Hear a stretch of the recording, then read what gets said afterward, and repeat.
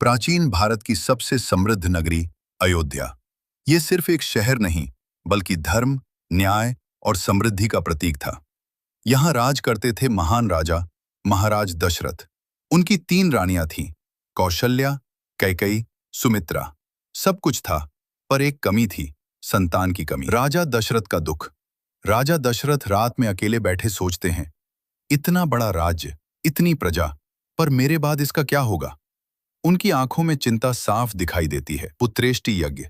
महर्षि वशिष्ठ के सुझाव पर राजा दशरथ ने एक महान यज्ञ करवाया, पुत्रेष्टि यज्ञ। यज्ञ के अंत में अग्नि से एक दिव्य पुरुष प्रकट हुआ। उसके हाथ में एक स्वर्ण पात्र था।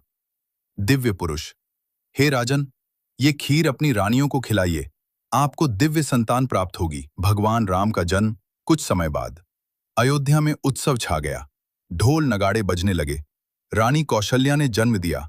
भगवान राम कैकेयी से जन्मे, भरत, सुमित्रा से, लक्ष्मण और शत्रुघ्न। पूरा शहर खुशी में डूब गया। राम का बचपन। राम बचपन से ही अलग थे, शांत, विनम्र और अत्यंत बुद्धिमान। उनके सबसे प्रिय भाई थे लक्ष्मण। लक्ष्मण हर समय राम के साथ रहते। विश्वामित्र का आगमन। एक दिन महर्षि विश्वामित्र अयोध्या आए। उन्होंने कहा, विश्वामित्र, हे राजन, मेरे यज्ञ को राक्षस नष्ट कर रहे हैं, मुझे राम और लक्ष्मण चाहिए। दशरथ घबरा गए। दशरथ, राम अभी छोटे हैं। पर वशिष्ठ ने समझाया, राम कोई साधारण बालक नहीं है। पहली लड़ाई। राम और लक्ष्मण वन में जाते हैं। वहां एक भयानक राक्षसी आती है, ताड़का। लक्ष्मण, भैया, ये बहुत भयानक है।